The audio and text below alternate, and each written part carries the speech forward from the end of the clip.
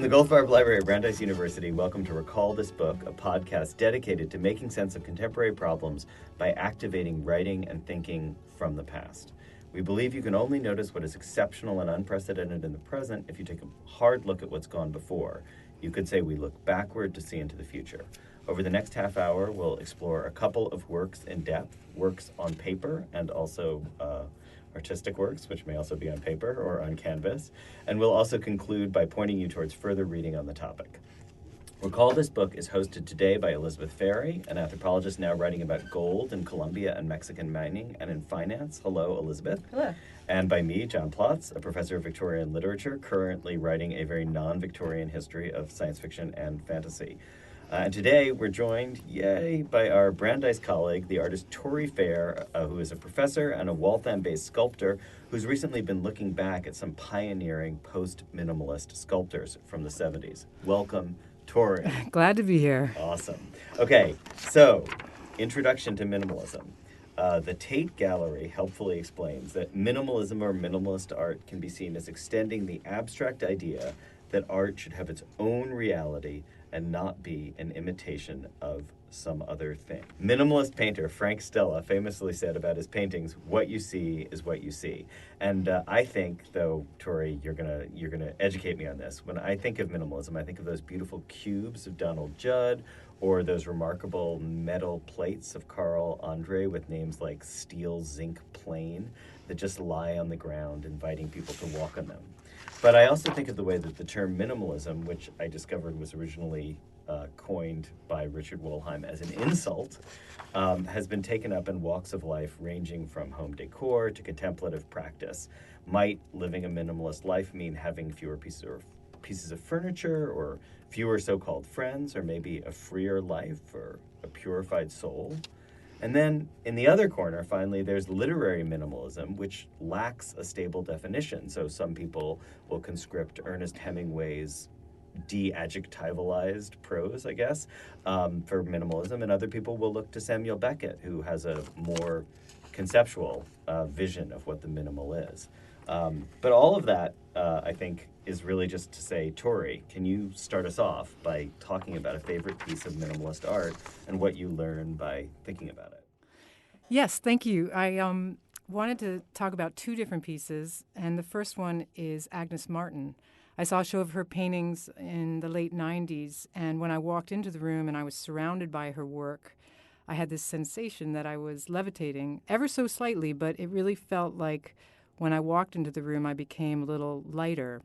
It was definitely, it was a little unexpected to have such a physical response.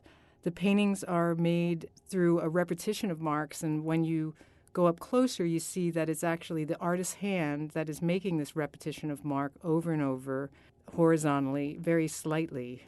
And another experience that I wanted to talk about was the experience of visiting Donald Judd's pieces in Marfa. You brought up his cubes. In one building, a group of meticulously made cube fabrications filled up the room, and there was no trace of hand. And in some ways, the room was very cold because they were all made of metal and they were very reflective. But you're surrounded by the desert, and the work kind of confused what was inside and what was outside, as the cubes themselves were really very reflective. There was infinite desert with very measured form. So the pieces felt very expansive, and it was hard to know where they began and where they ended. And it was a very confounding experience, very rational, yet very irrational in some ways. So I picked these two minimalists because, as you said, the work is self-referential, made from straightforward materials, no image, no narrative. But in common, I think, was an opportunity for me as the viewer to experience something very determined. So somehow minimalism really confronts you to see what is there. No illusions, no tricks, no abstract expression, but rather direct experience. So, Tory, that makes a lot of sense to me, but I also feel like you're describing two different things, and I'd love to hear you kind of tease out how they relate to each other. Because on the one hand, you're talking about the directness of the piece as a piece, like that you are you're in the presence of something. But on the other hand, you're talking about that notion of your own bodily response to it. So are those, in my mind, those are two different things. One of them is the experience. I would be tempted to call it subjective, like from a literary perspective. And then the other is feeling the object outside yourself. But it sounds to me like you're connecting those two. Well, I guess I'm an artist, so I'm talking from the point of view that as an artist, I choose the decisions I make. I choose how much hand do I let the viewer see. In Agnes Martin's case, she let a little bit of her hand in. In Donald Judd's piece, of course, he was trying to take away that kind of expression. So I do think that one of the things I'm interested in about minimalism is that by reducing things and taking some of the hand out and determining things with materials that were a little more accessible, they actually open up an experience for the viewer to come in and approach the piece on their own terms.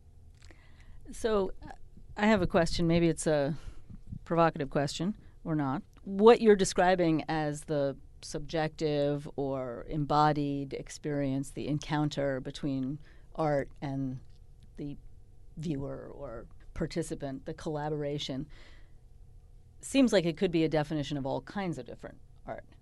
So, but there's something, you're describing something specific about minimalism with respect to this. So one possibility might be, is it that this kind of paring down and restraint allows you to be aware of that experience more? Would that be a difference between minimalism and some painting that I look at and I want to cry or feel really happy or get a chill down my spine? Well, I think one thing that distinguishes the minimalists is that they were trying to set up a situation where the viewer wasn't looking at the piece and seeing that it was a piece of artwork. Like they weren't admiring the artwork. It was more of a direct experience in terms of cutting down the anticipation of what artwork should be. Also, this is coming after the abstract expressionists, so that they were definitely moving away from the romantic notion of the artist as author as... Right, but they're not the only ones who are doing that. Absolutely. Right. I think this idea of sort of making I think of the notion of connecting the dots or the idea of a story or a work of art where much of it is below the surface, right? That's sometimes a metaphor that people use for minimalism. Calls up this idea, or it makes me think about the idea that the viewer, in this case, is being asked to do more of the work. They're sort of being asked to meet the work of art halfway or more than halfway. Well, I think that would be a bad piece of art. You Yeah. know? Really? I think those... That's so interesting Yeah, that you would say that. yeah, Wow. why? Well, I think That's like on the cooking shows when they say, "Oh, Dang. well, when you look at that dessert, it allows the diner to decide," and I mean that in a bad way. You're basically saying when we decide, that's a failure of the artwork. Well, maybe I should say I think that the artist has to determine exactly what they want to do to provide an experience. Those Donald Judd pieces, say the plywood pieces, they're made out of plywood, but they're beveled and put together in such extreme care that it's not about... Well, I don't mean that the artist isn't doing any work. Maybe our definitions of work are different, right? So when I'm saying it, I'm not meaning, oh, my 5-year-old could do that, just lay some planks on the floor. But so we mentioned Hemingway before. Ernest Hemingway won a $10 bet by producing the shortest possible story. For sale, baby shoes, never worn. Now that's a story that depends on the reader connecting the dots, filling in the parts that are not said. It doesn't mean that Hemingway isn't working to make that story. I think that story's actually pretty... And I don't even really like Hemingway, but in this case, I think that story is extreme. There's a lot of work that goes into it, but the reader has to do a lot of work too. But I think I agree with Tory on that story. We could maybe take another pass at this, but on that, Tory, tell me if I understand you correctly. Basically, of course, the reader has to do a lot of work there in terms of the story of why, right? Yeah, right. At the most simple Right. level. But the work is already all encoded in those 6 words. Like, in other words, where we're going with that, it's not that we can do anything we want with it. It's that it's available to us, but it's only available to us with like one. There's only one pathway through it, which means that. Well, that might be a bad story then. I mean, No, you could have a work but of I think art in which Tory's- there were several. No, but I think paths. Tory is saying that that's actually the desired outcome because the work puts you on a path where you're going to put your feet. The artist knows where you're going to put your feet in that story. Although I think that there's a moment as an artist where you determine your piece and you put it out into the world, and then it becomes open for how people want to interact with it. Right. Now, you have to control your work so that people interact with it in a way that you find expansive and acceptable. So I think the minimalists wanted to bring you back to the work, back to the piece, back to the materials, so that it wasn't about a specific personal narrative, but it could actually inspire something personal in the viewer. So, Tory, I have a So why is that different from asking more from the viewer? Well, I think that when you're going from something that's very personal to then something that's universal, I think that you're talking about the inverse, and I'm talking about the artist determines that movement. Historically, Tory, is that those Richard Serra sculptures like the ones that fill up the plazas? Do you know the ones I'm talking about? Tilted Arc? Yes, Tilted Arc. Thank you. Is that minimalism? Yes, But that's very coercive. definitely. That piece, you're bringing up a piece that's very divisive. Yeah. Can you But talk wait a about minute. it a You're little bit? opposing coercion with what I was describing as the viewer doing more work, right? You're saying those are two opposed things. Yeah, exactly. But I I'm don't thinking- agree. Okay. I think you could coerce the viewer into doing work, right? You could coerce the viewer into being a participant, being, as you said, a collaborator in the experience. But I think the important thing is that as an artist, as the writer, as the author, that you are giving the ingredients so that the viewer always returns to what is in front of them. And this goes back to my instinct of the notion of, like, on cooking shows, I'm always amazed when they say the whole point is to have the diner just do this one thing with the plate, not make a choice about where they're going to rotate it. They're just going to, like, take the plate and they're going to eat the way you wanted them to eat. And so that's my idiot's way into understanding what you artists are doing when you're making real art, real non-edible art. But that your point is something like, the work that you do as an artist ensures that when I come to face this thing, there's only a few ways that I can approach it. Or that I don't dictate those ways, but I do dictate what I do in the artwork so Right. that it becomes even more clear what you as a viewer are bringing to it. And that's clearer in minimalism than it might be in some other modes of expression. Yes, because I think in other modes of expression, you're focused more on, what does the artist mean by this? Where I think the minimalists are confronting you with something very matter of fact, that you do I walk on these Carl Andre pieces? How do I experience them? Are they art? So that it changes the habit in which you are interacting with some pretty fundamental ideas. Yeah, that makes perfect sense to me, and that's a good connection. Like, I know, Elizabeth, we should go now to the connection you want to make, but I would just say, like, to put down a marker, that is a great connection to the minimalism of somebody like Samuel Beckett, who said that basically Joyce had gone as far as you could go by way of adding, so he had to take the way of subtraction. So he ends up with plays like his play Breath, which is literally just, And that's the whole play. So it's just those three things: a cry, a You've been breath, waiting. and a cry. Yeah. Would you like me to do it again? Yes. Thank you. In unison, we'll all do it at the end of the podcast. But that completely resonates with your point, which is that it forces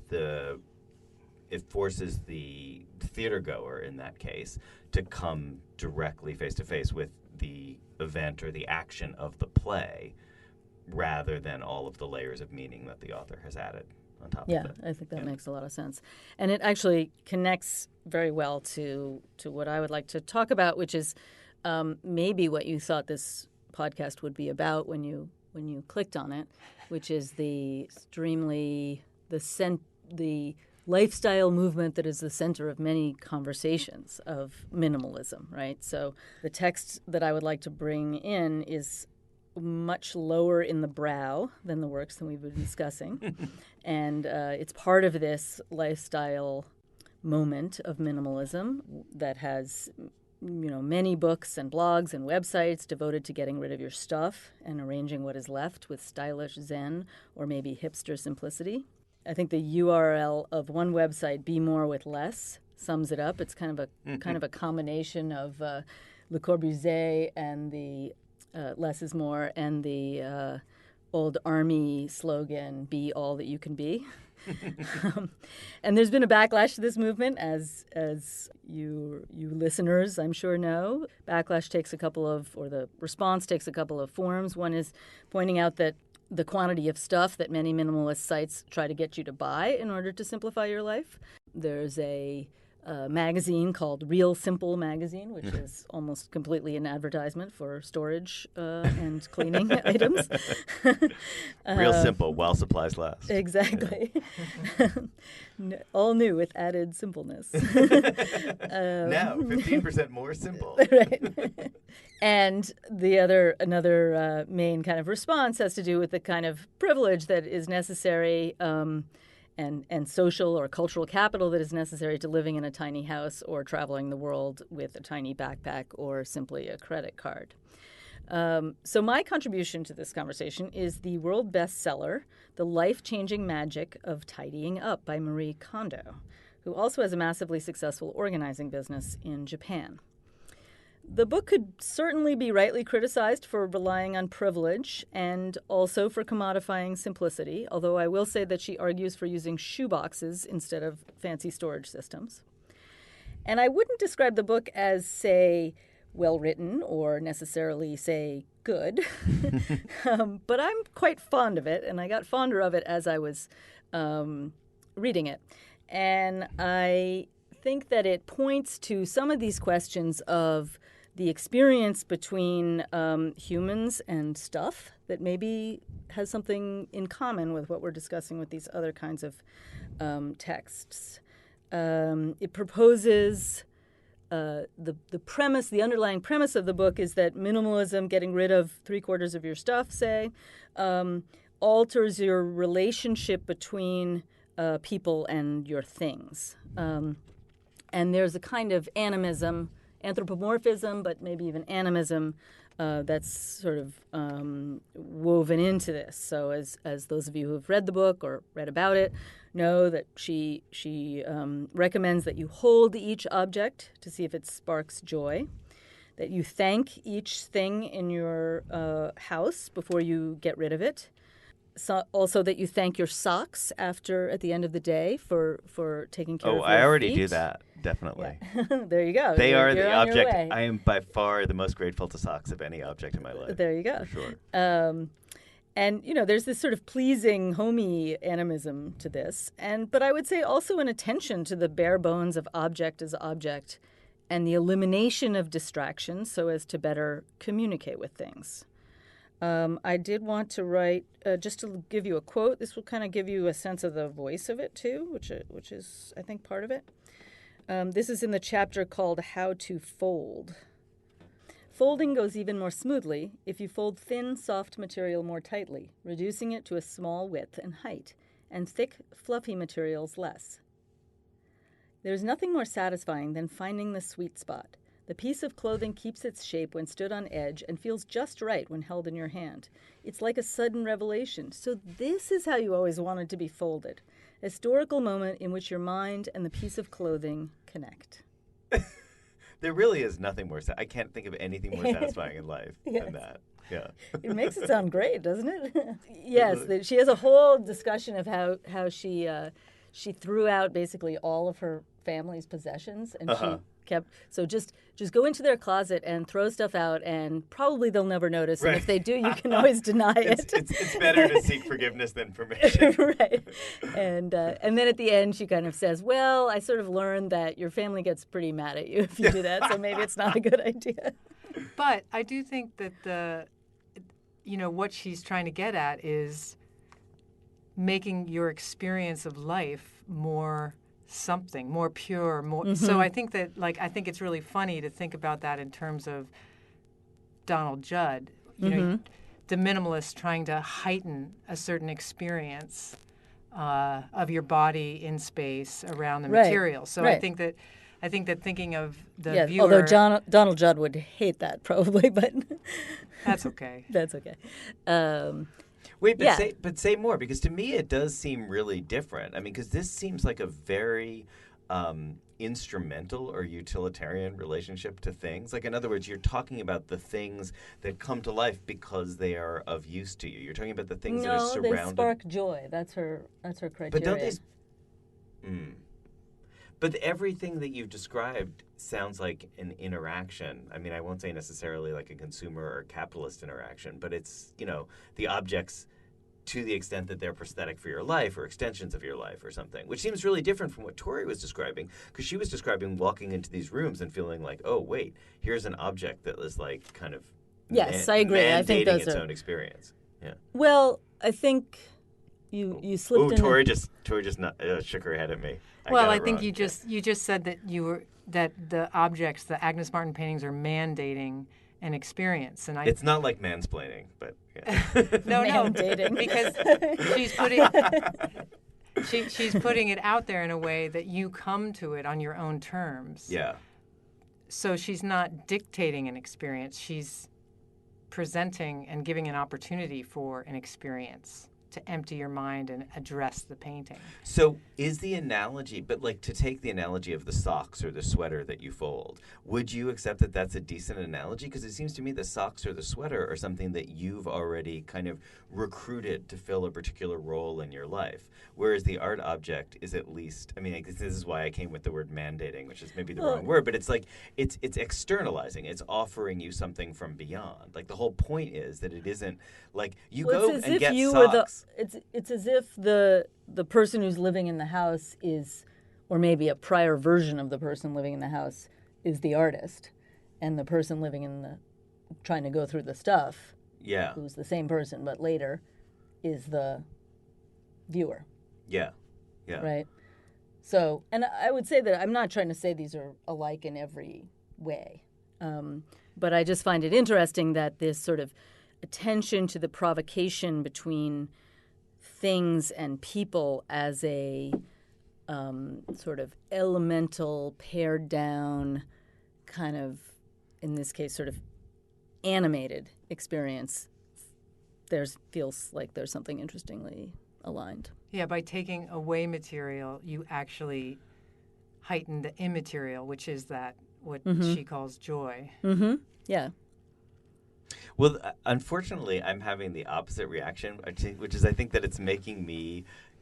I wanted to say that I have this incredible pleasure in going to the museum on Sunday morning. Sometimes if everybody's sleeping in, I'll go to the museum. And my point in going to the museum, and Tory, sometimes I send you photos of what I discovered there, is to find something that I didn't expect to find there. Like, in other words, to go there and just have some kind of encounter in which what is... Yeah, I mean, I kind of want to come back to that idea of, the mandated experience. Like, what I respond to is that I walk into a room and I don't know what I'm going to feel, but that some artist has given some thought to the thing that's going to happen to me when I walk into that room, which is not how I feel about my socks. Because what I feel about my socks but she would say you should feel that way about your socks, that her process of tidying is intended to reanimate your relationship with your things in ways that you might not expect, by confronting them or by encountering them in this frame of sparking joy. Well,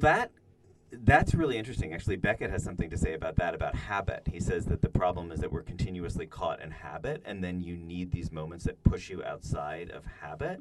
But the distinction that Beckett makes, and actually Wittgenstein makes this distinction too, he says that the difference is that an artwork requires you to be taken out of your habit, whereas other things you can kind of, you can arrive at that. You can gin yourself up for it. Like if I come to my socks with the right attitude, I can that's what she's saying. de-sockify them. Right. Or ultra sockify them.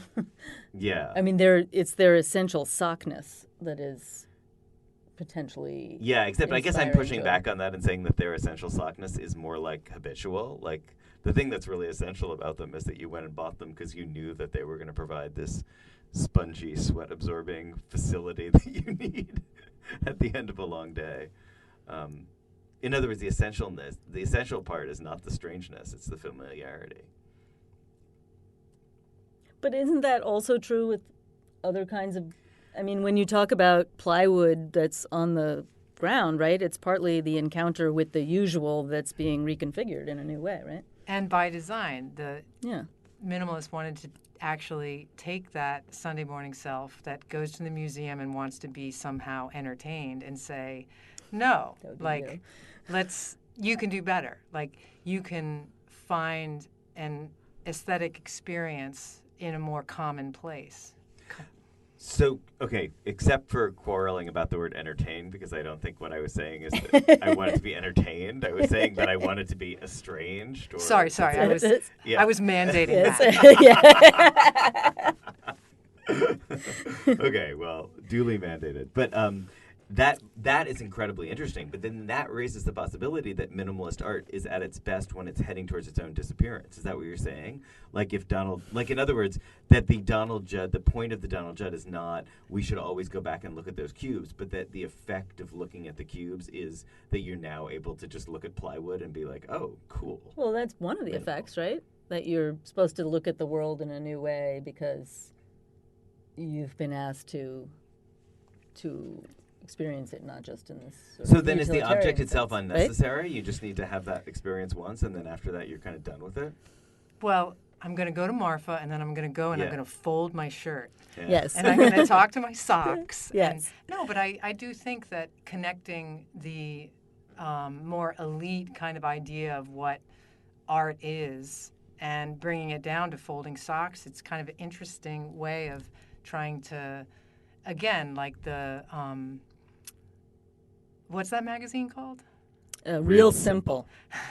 The commodification of that is another thing, but the idea, I think I wanted to talk about my experience because I think it is about inspiring yourself to own up to your own experience and not have someone else tell you what your experience is. Which is kind of what I meant by work at the beginning of this conversation. Yeah. Okay. Cool. I think that actually, believe it or not, brings us to the final portion of this podcast, recallable books. And I have to say, for this episode, we're not going to just say recallable books. We're going to say recallable art. So, Tory, what book or artwork are you going to urge our listeners to recall from the library or go to see or buy? So I thought about this. I'm going to recommend Daybook, The Journal of an Artist by Anne Truitt, and urge you to go to Dia and see her show right now because there's an amazing show and you can buy the book in the bookstore. Excellent. What is Dia? Dia is a museum in New York, in Hudson, New York. Cool. Thank and you. when is the show? And when is the show up until? I Check don't our know. website. Check our website for further details. Tell us, Tori, give us one more sentence on what that book is like. Well, I think you see an artist. I think in the book you get to see an artist think about a larger trajectory of her own work and where she came into her real life's work and her vision that is on view right now in the show. Awesome. That sounds great. Okay, and I'm going to recommend Aesop's Fables because we didn't talk a lot about literary minimalism, but I love the reduced quality of those fables, and I'm going to actually add a kind of maximal plug, which is that you should read the Laura Gibbs translation from Oxford World Classics, because what she does is dissect those tiny stories by breaking down the relationship between the story, that is the events they describe, and then the moral. And she makes the point that sometimes the moral comes at the beginning, sometimes it comes in the middle, and sometimes it comes at the end. And the sequence really matters. And I'm just going to read one because I love the way that she breaks it down. So what is probably the oldest of the Aesop's Fables was in Hesiod, and it comes from, so that's the 8th century BC. So Aesop's Fables were collected probably starting in the 3rd century BC, but this particular story is from the 8th century. This is how the hawk addressed the dapple-throated nightingale as he carried her high into the clouds, holding her tightly in his talons. As the nightingale sobbed pitifully, pierced by the hawk's crooked talons, the hawk pronounced these words of power. "Wretched creature, what are you prattling about? You are in the grip of one who is far stronger than you, and you will go wherever I may lead you, even if you are a singer. You will be my dinner, if that's what I want, or I might decide to let you go. It is a foolish man who thinks he can oppose people who are more powerful than he is. He will be defeated in the contest, suffering both pain and humiliation." Wow, talk about mandating. I know. So the thing that Laura Gibbs says is that you can't tell whether those last two lines are something that the hawk is saying to the nightingale or whether they're the moral. So she talks about the way in which the voice either belongs inside the story or at the edge of the story. And that, I think, is amazing. That's minimalism for me. Okay. Can you do the play again to close us out? Can I do the play? Of Yes, course. Can we yes. all do it together? Yes. Okay. Ready? 1, 2, 3. Ah! Ah! Okay. From Brandeis Library, that is Recall This Book. Thank you so much, Elizabeth, as my co-host, and thank you, Tory Fair, for joining us.